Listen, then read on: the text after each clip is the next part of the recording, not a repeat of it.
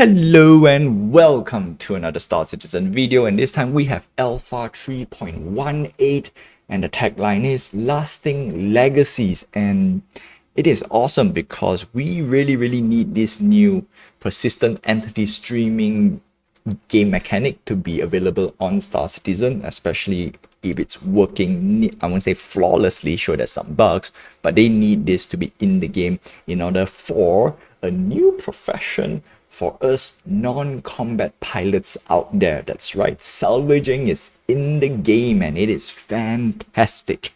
So before we begin, like, subscribe, hit the notification button and help this channel grow, and let's check out what is new in Alpha 3.18. Obviously they did put here a Drake voucher. So first thing first, let's go. What's new? Tech, careers, location, vehicles, and more. That one I'll skip. We go straight for the main, well, the biggest chunk of the update, which is persistent entity streaming. Now this is great because if you don't have this, well, salvaging is gonna be a little bit not so great. And that's that. And of course, you want more dynamic events in the game rather than static location for you to do salvaging, mining, and stuff. Because that's, well, to be honest, once you play quite a bit longer, or at least 2-3 months down the road doing the same thing, it gets a little boring. So having persistent entity streaming does help this dynamic event to play out a little bit better, especially when you have big even though you put in-game events, like big in-game events like the Xeno threat. After the Xeno threat, everyone with a salvaging ship or a voucher or a reclaimer will just come in and scoop up all the juicy loot, and you don't need to be in the combat gameplay in order to enjoy some sweet AUEC loots.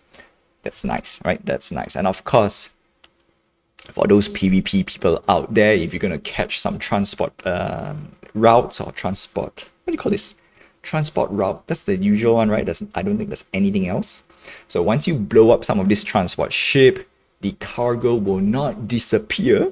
So this opens up a whole new gameplay for you pirates out there, right? Destroy a ship, and then you bring another cargo hauler to pick up all the juicy loot, either from players or from NPCs. And I'm sure, right, Jumptown is going to be hot with this persistent entity thing, right? Lots and lots of pirates going to be out there, either guarding Jumptown or getting ready to pounce people who buy drugs. Drugs are bad, all right? But in Star Citizen, drugs is money. All right, so that's great. That's great. And of course, that's not it. We have salvaging, yes, because with that, salvaging is in the gameplay. I mean, was introduced here. Not was introduced previously, but they don't really have a T0 salvaging. Now we have. Obviously, we have the Drake voucher, and of course, we have the reclaimer, which is nice. Very nice. So that's that. And of course, the second biggest mechanic, I think, it's soft death, or rather, vehicle immobility. Instead of blowing up ships, now you can it's kind of paralyze a ship, right? Destroy the engine, let it float in space, and then you just go in FPS style, right? Take out the captain and whatnot. And that's great because by not blowing up ships, you ensured maximum, what do you call this, cargo loot per se, if I'm not mistaken. Right? Of course, when the ship is destroyed, I think they did say that not all cargoes will survive. So it's like a 50-50. Let's put it this way. But if you disable a ship, all the cargo is intact, which means if the guy is carrying some juicy loots, all the loots are intact. That's one. Number two, soft death or vehicle immobility does open up a new mission style, or rather mission, I would say quest, right? Mission and quests in the future, whereby you can, right, you need to disable a ship, board it, and then either you kill a player or you rescue a player, or not say player, NPC as well. All right, that's great. That is great for sure. And of course, last but not least, we have a new ship, RSI Scorpius Antares. I think that's how it's pronounced. Now this ship, it's a little bit interesting. It's a 2-pilot ship, right? Same with the RSI Scorpius. Now the only difference is you lose a player turret, which is the second pilot turret, and you get an EMP and a quantum jammer. So that's actually quite interesting. We're going to take a look on this ship later on, but we're going to do a quick little scan through and see if this ship is for us normal, I won't say normal civilians, but is it really a ship that you must pick up? Well, in this case, I'm going to say any ship in this game is not, you don't need to purchase with in-game cash, right? Quickly PSA. The only difference is for people who wants to spend a little bit more, support the project. That's it, right? You want to decide which ship is good for you. And yeah, we're going to go through this a little bit deeper on another video. Cargo system refractor. So we have a new refractor for cargo. So this physics cargo boxes. Okay, so now you get to carry cargo boxes, which is nice. And this is important because by implementing this, we are one step closer to MISC Hall series, exactly like what they say. The only difference is right now we are carrying smaller cargo. This is one SCU cargo. So later on, we'll carry containers and whatnot, which is great.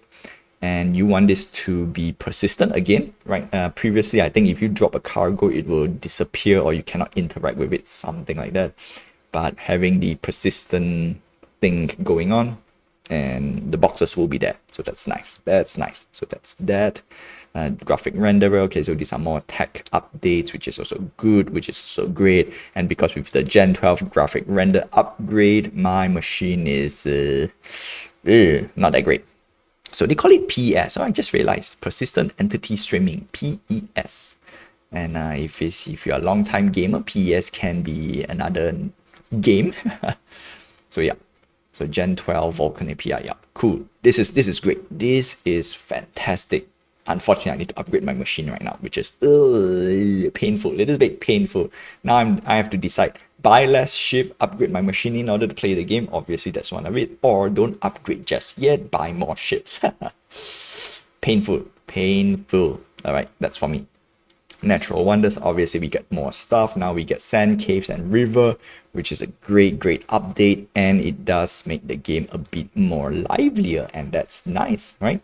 That's always nice. Every time I revisit back Star Citizen when there's a big visual upgrade or visual addition, it is fantastic, right? The first few days I spent a lot of time just exploring around doing nothing, right? Admire the scenery, and that's great. Unfortunately, this time I can't do it, which is a little bit sad. Secrets of Daima. So because of the cave system and everything, so we get more what you call this, ground combat. And it is nice right now because cave, with their original iteration when it was first introduced, it was a bit dull. In fact, it was nice, but it was a bit dull. Now you get outposts, you get internal cave system, you get wreckage in the caves, or in this case just right outside of the cave. Great, I love it. All right. So derelict system, so right now it's Daima 600i. Okay, so right now they only have like one or two, I believe, variety of variant that you can encounter. So now the only question is, how much more can we get in the near future? And I think it's fantastic, right? We need definitely more cave system where you need small ships, or you rather can bring small ships in. You can drive in the Ursa, which is, I think it's fantastic. Now the Ursa has a purpose, and Pisces has a purpose right now. Previously it was just like, not really. Yeah, so that's nice, right? That's very nice. So that's that. Career reactivation, a bit change on the career gameplay, which is also good, right? I won't go into details because this is more of a show and tell rather than talking points. Yeah, this has to be a show and tell. It has to be show and tell, in my opinion. And I used to do that as well. And all new missions, which is fantastic, right? So it's always good. It's always nice to have more mission variety in the verse, and I love it. High-speed thrills. So now they decided to change the, what do you call this, the racing. Previously racing was on a separate a separate mode. So now they introduce, or rather they built into the verse, so you don't need to jump out into go to a different server or different mode and then just fly around. So this is great. So this is a good thing because this tells me that they are hearing to the community, and some of these races is, I would say, is created from the community. They even admit it, right? And it's nice, very, very nice. So that's that, and it's fantastic, right? There's a full patch notes. We won't go through it too much because that's the main one is the PES, the persistent entity streaming. And now we're gonna go to ship sales. So starting off with the 350R, this is a 125 racing ship. Would I recommend this ship? The answer is, if you have extra cash, I think it's okay. $125 is a bit too much because we have the next best racing ship, the M50, cheaper and better. In my opinion, the M50 is the best of the best price to power ratio. Sure, it's $100 a little bit expensive, or rather $100 is a lot for a ship. And note, quick little PSA, you don't need to buy any of this shit with real money. You can buy it with in-game cash.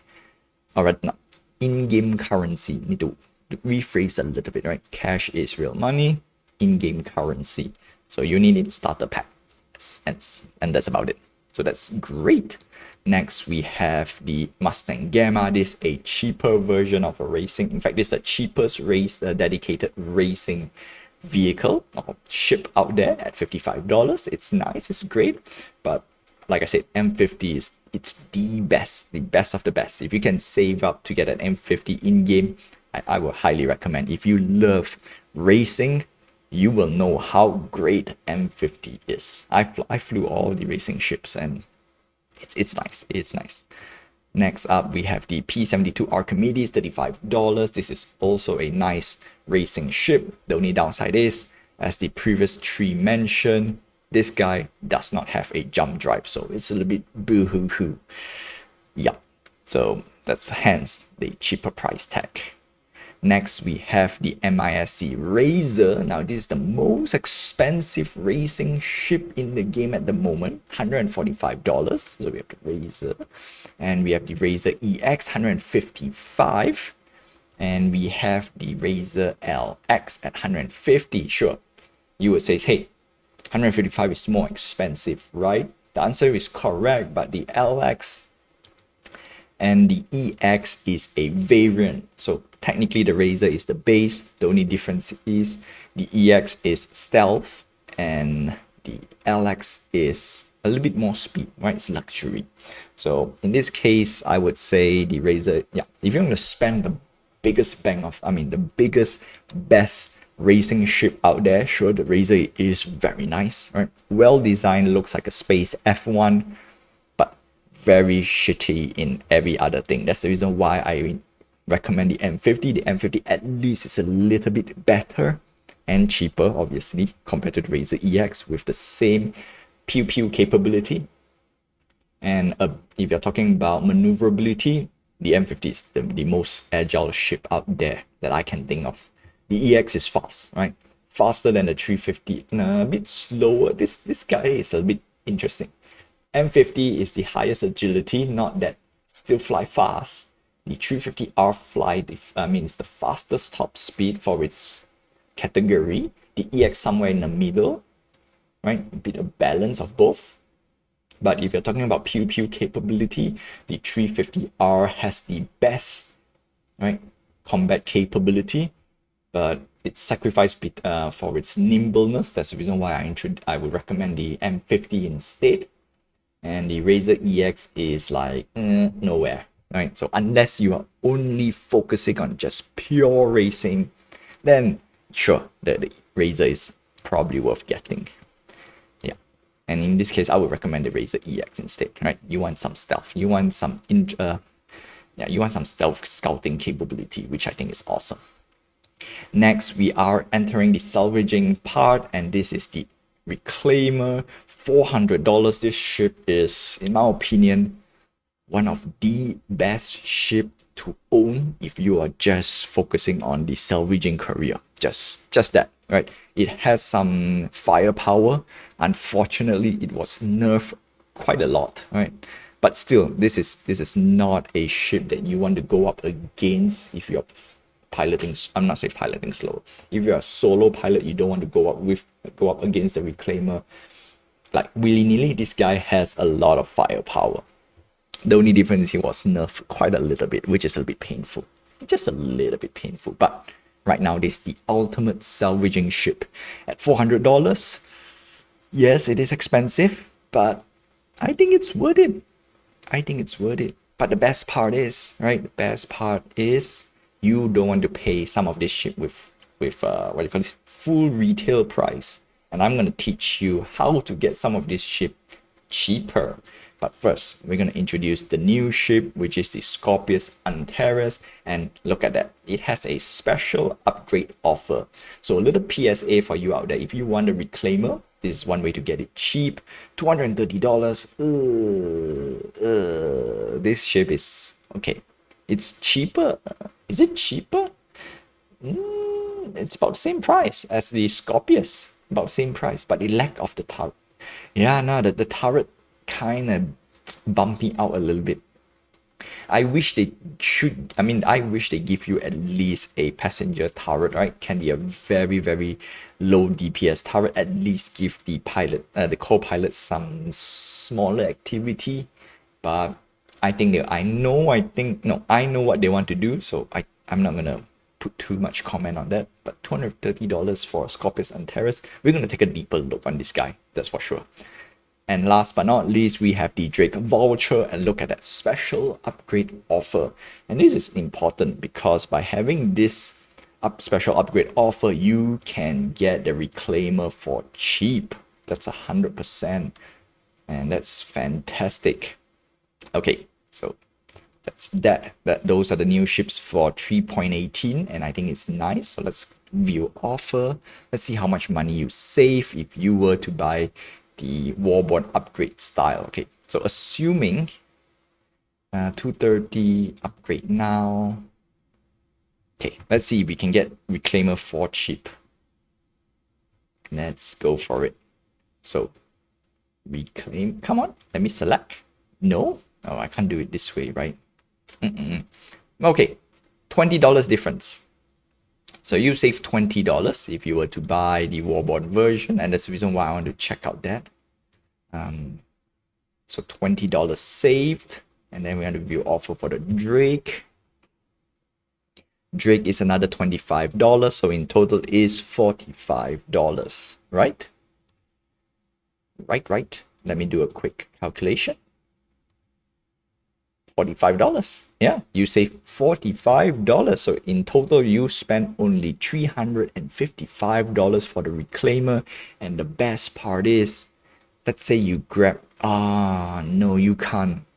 It's a bit sad right now. All right, if you are very, very new players out there, unfortunately, the Drake voucher is not LTI. So you need to get 6 months insurance, 6 months insurance. No, that's not good. That's not good. That's not great. It's still worth picking up, right? The special upgrade, I do recommend picking it up if you want more expensive ship. The Scorpius Antares has lifetime insurance, but $210, that's a bit too expensive for my liking.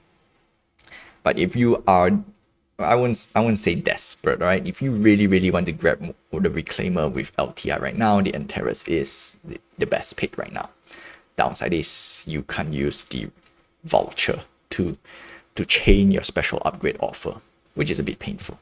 But I would say pick up the special upgrade offer, and then you just need to wait for the next cheapest concept ship or concept to flight ready ship out there, and that's it. And you are set. So that's that for Star Citizen Alpha 3.18. I think it's fantastic. It is great. And that's about it. So until then, that's all I have for you for today. I will see you in the verse. Fly safe, my friends. I'll see you in the next Star Citizen video. Oof, very nice. I'm waiting for 4, right? I'm waiting for Alpha 4, because that is where Pyro will come out. So keeping my eye out of it. Well, at least we got salvaging, right? Right?